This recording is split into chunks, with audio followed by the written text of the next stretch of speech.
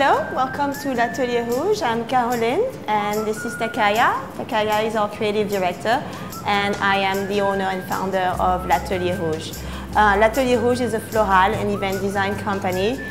We like to have fun and we're going to talk about fun, summer, entertaining tabletop designs. So today we have a very, very colorful tabletop because we feel that in the summer it's a very happy time and you want to enjoy your friends, your families, and really have a lot of fun in the backyard or in the tent or on your terrace. So the way we design here at L'Atelier is that we look at the foodscape of the table, but as well we go very deep into the details. And what we mean by that is that, as example, when you look at all of those arrangements, they don't really seem to go very well with one another, but it's actually completely the opposite.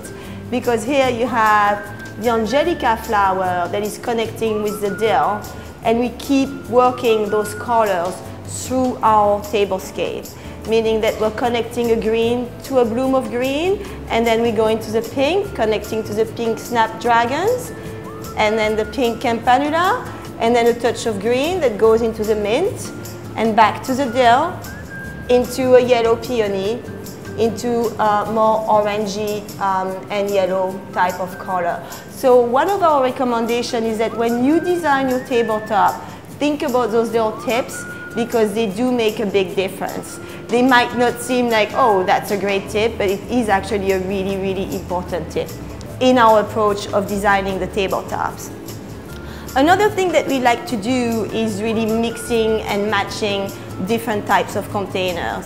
Lately, we've been super inspired by Gucci prints. They're all over the place.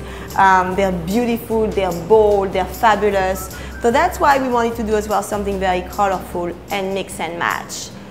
Another detail that we like to do here at L'Atelier Rouge is to play with fruits. And so you have something you can eat that goes as well on your tabletop. So for instance, cherries at the beginning of the season, we feel that they're very juicy, they're very sexy, and in between courses you can always grab a cherry and eat your cherry as you're chit-chatting with your guest. A centerpiece or a tabletop should be a topic of conversation as well for your guest while they're sitting down. They can look around and they'll be like, oh my gosh, this is so pretty, this is so beautiful, you know. How did you come up with those ideas? A big recommendation is to always have some type of candlelight on your table.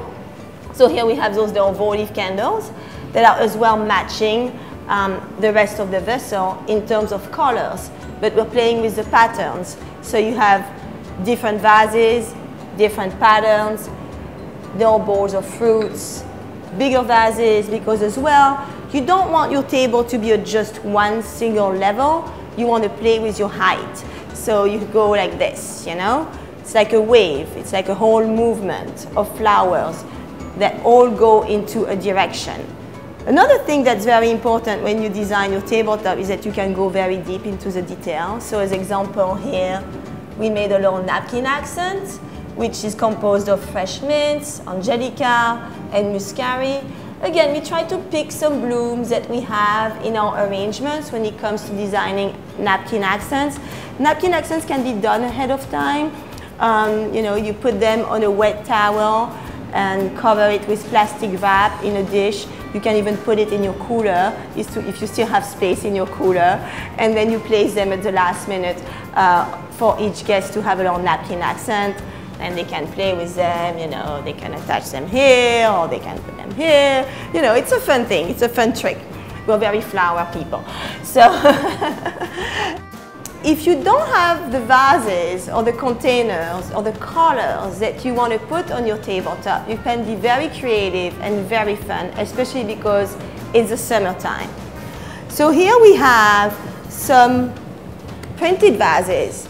So it's really so easy to do. You can just go online, you print out whichever vase or shape you really like, or you can as well find some fun wallpaper that you can cut out And then you can either use glue gun or you can stitch it if you have a sewing machine on the edges. And then you open it like so, and you stick it on top of a regular glass cylinder.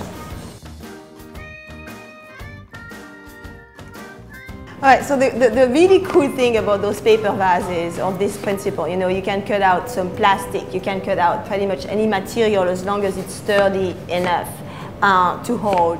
You know, you can do pretty much whatever color, whatever theme party you want to do and play with your container. And again, you know, you can play with different sizes and different shapes. As long as you stick, I think, to the same color palette, you're great. I can't wait to try this out with some fun wallpaper, personally. And again, you just need a sewing machine, it's really easy, or if you don't even have a sewing machine, a glue gun, and you can just glue the edges of the shape of the vase that you want to replicate. And I think it's really fun for a summer party. So let's talk about another really cool DIY idea that we came up with recently. These are basically table numbers. If you have a big party and if you need to allocate seats for your guests to sit on the right table, we came up with those very botanical table numbers. Basically, we just dried some flowers and pressed them a few weeks ago, and we got those tiny little frames at IKEA. Those frames normally are white, but we spray painted them in gold. And inside the frame, because they're see-through, which is the whole fun part of it, is that we created like a little botanical world, I would say, inside the table number. You can really press anything, it's super easy, and then you just have to write in whatever color you want to write the number of the table. Here we have, like, you know, this is one example out of a couple of ideas. This is another one. But it's really fun and it's really fresh. I think the whole thing with like summer entertaining is that you want to stay light. You don't want to be heavy. It's really, for us, like the best summer type of vibe that we want to share with you today. It's really like stay light, mix in some mint. Don't be afraid of using some fruits or some different types of elements on your table. And most importantly is really have a lot of fun when you think about your party and what you want to achieve and the feel that you want to create, you know. So when comes the summertime, it's a real joy because we find all of those different varieties of flowers, different sizes of blooms, different textures as well. And here in the floral design, as you can see, we're mixing bigger bloom, medium bloom, small blooms, and textures as well. This has a lot of textures. The angelic has a lot of texture, but we want to make sure that everything is light and airy. So whenever Takaya designs those arrangements, he's going to have different lengths of stems. So if you want to do this at home, you know, you start with the really wide and big blooms, such as the gorgeous peonies that we have right now. And then, you know, you work into a smaller size of blooms with the blue delphinium. And lengths of the stem should be taller when you do those arrangements. And then on the top, you have a few sprigs of dill that are super light, and they go into different directions and they twist, because you want to make sure that your arrangement has some type of movement. You don't want it to be so static.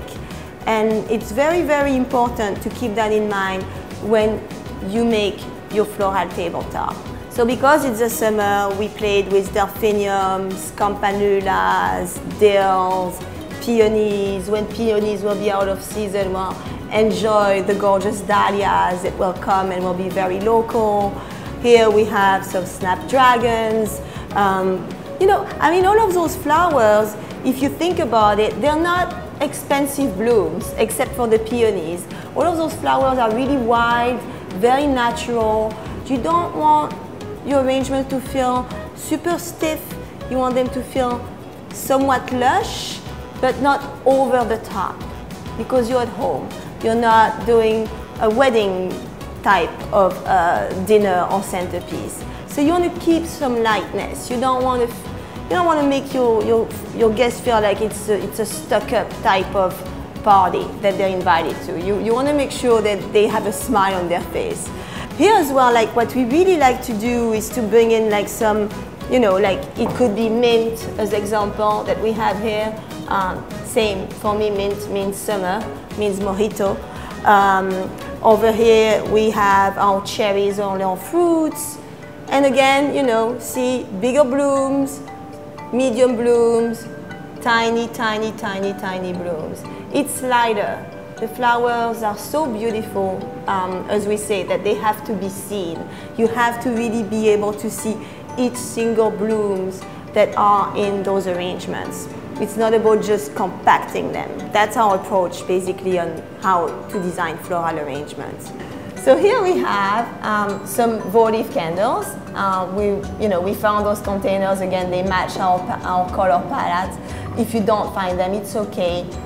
We really recommend using a candle that's inside a container. So your flame should always be way below, at least 1 inch to 2 inches below the top of your votive candle holder. As well, you know, because you're outdoor, you can't use taper candles, they're going to blow out. Another reason as well of why they are positioned where they are. Be careful, it's really something very common, a mistake that everybody does. We all tend to put the candles right in the middle. But in the middle, sometimes we have some flowers and they could catch fire or they could burn or they could wilt, and you don't want that to happen. So always offset your votive candle. When you put fruits or candies or anything on your, or even rose petals as example, on your table, don't be cheap. Go for it. You know, you want to have a feeling of abundance. You don't want to see 3 tiny cherries like that spread apart on your table, because it looks silly and you're wondering, what are those cherries there for? Like, what is the purpose of that? Did they just forget them on the table? But if you work them in masses and make them feel abundant, it's much better, it's more impactful, and it's much more beautiful. So when you have containers that have lids, you should use your lids on your table, because here, basically, I mean, there is a little bit of water in it, so our peony can stay inside. But if your flower or if your bloom is big enough, it's not going to wilt anyways, because it won't be able to open. And then you can use them and place them on your table. That's a nice detail, and it almost feels like the flower fell off one of our arrangements and just ended right there. Thank you for watching House Beautiful. It was so much fun sharing some fun tricks at L'Atelier Rouge. For more details, feel free to visit our website www.l'atelierrouge.com.